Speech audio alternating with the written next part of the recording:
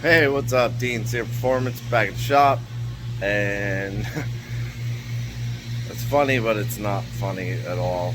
But this seems to be like more and more of a common thing. It's unfortunate that it has to happen to Jeff, um, but it's kind of the running theme on this truck.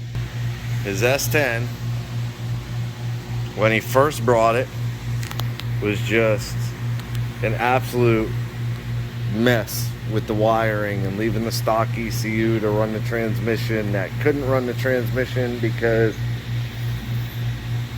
it had no sensors hooked to it, so nothing would have worked right. So we got all that sorted out, rewired everything we possibly could rewire on this truck. Got it running on the Holly Sniper, which he has like the sort of the base unit. It's a great unit. It's a phenomenal unit. He does have the Hyper Spark. You can kind of see the cap is right there. The distributor's right there. So he has the whole Hyper Spark distributor, coil, CDI box. He's got all that.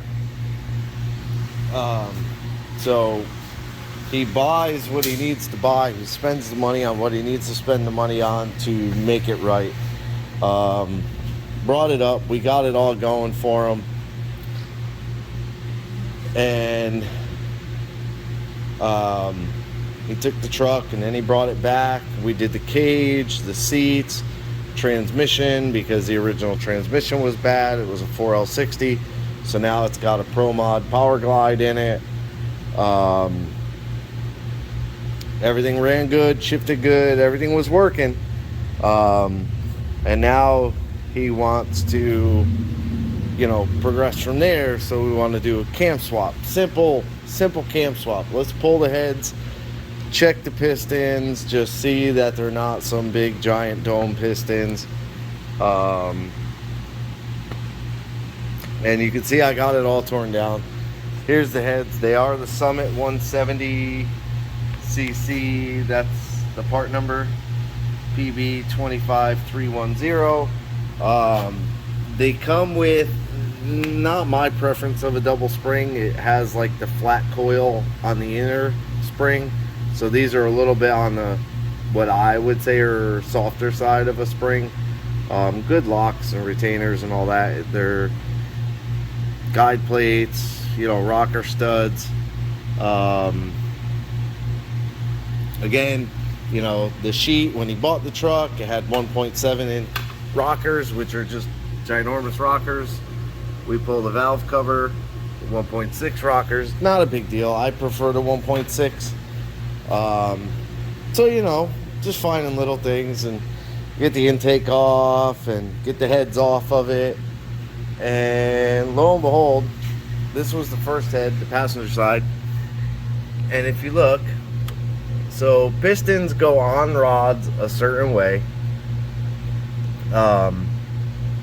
The rod has to, there's like a chamfer on the rod, and that goes against a certain side of the crank. So pistons have writing on them.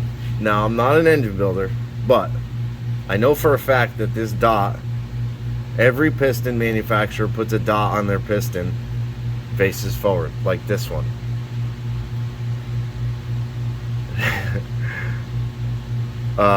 The valve reliefs are usually cut different. I don't know about these ones. I haven't looked up like the part number on these ones. But usually you have like, I assume you would have one side is cut for exhaust valve size and one side is cut for intake size. These look the same, like all four reliefs look the same, but the writing is upside down on this one. The dot is in backwards, but the writing is correct on this one. Then you've got the writing upside down, the dot is correct on that one. The dot is backwards, and I believe the writing will be in the right way on this one. Yeah, the writing is in the right position on this one. So, you know, again, I'm not an engine builder. I don't necessarily think the writing matters. To me, it does, in my mind. So basically, this piston here should be flipped and on that side, on the driver's side. Then your writing would be correct, your dot would still be forward.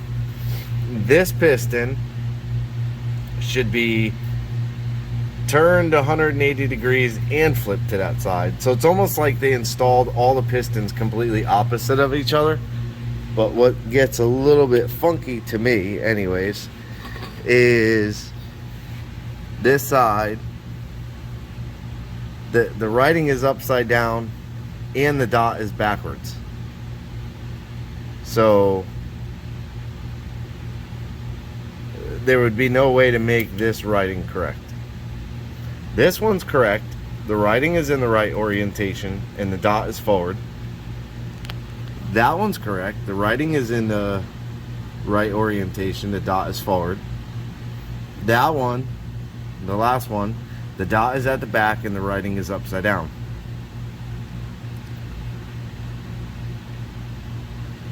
So it tells me this piston's upside down, this piston's upside down. But that doesn't explain why the writing would be this way on this piston. I mean, unless the writing would go upside down, like on this side. So technically this piston would be right because these valve reliefs would all be the same. So, you know, I assume that would be the case. But yeah, so again, I'm not an engine builder. I've never claimed to be one. I can build an engine. I have built many engines and they all run. This one ran, but the dot's backwards. That concerns me a little bit. So I'm calling my machine shop in a little bit as soon as they come back from lunch, and we are gonna sort this part out. Another thing that was very strange to me is I couldn't get the cam gear off. The chain was so tight, which I mean, I you know, that could be a good thing.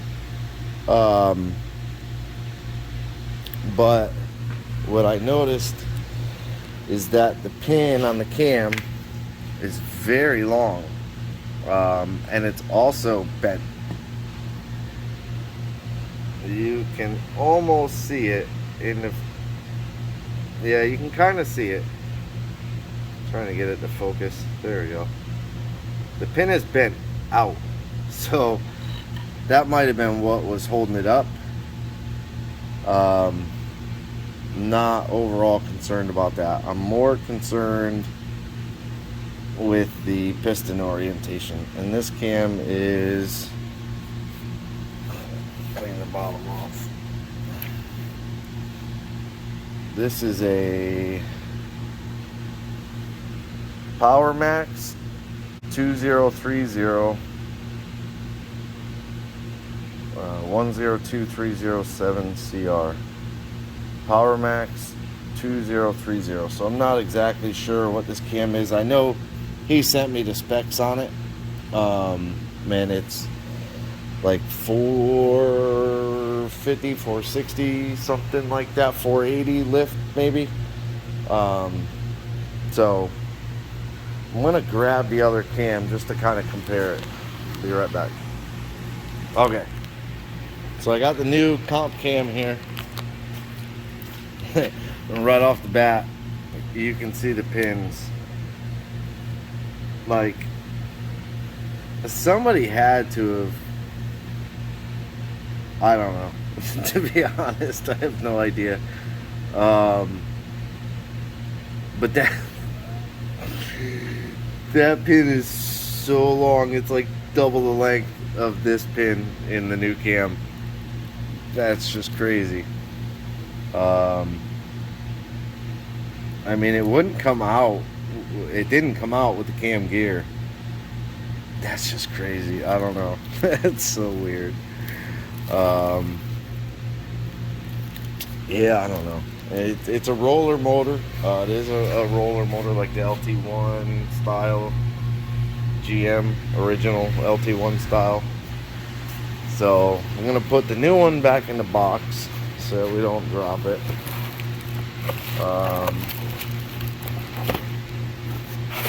I don't remember the specs on the other one. This one though is 520, 540 lift.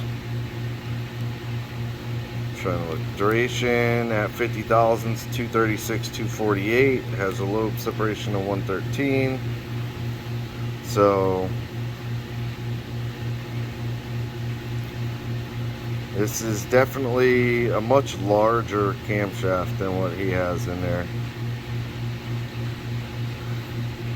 So yeah, like I said, I'm kind of waiting for the machine shop Rob to get back from lunch, and I'm going to give him a call.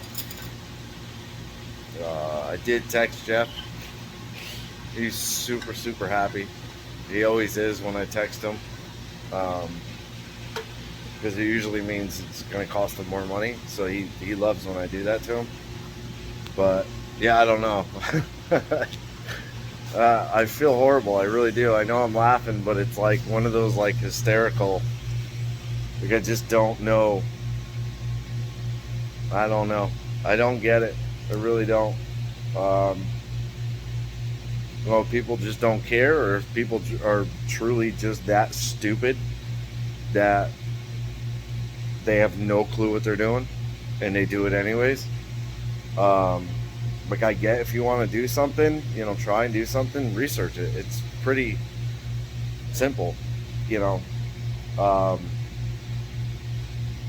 You can research any, you know, piston orientation in a small block Chevy. It'll tell you all the freaking dots go forward. Like when you start stabbing them in and the dots are backwards, like it's wrong, you know. I don't know, but maybe it doesn't matter on this one. Who knows? I don't know why I'm trying to do 8 million things at once to keep my mind off the fact that this is just a continuous.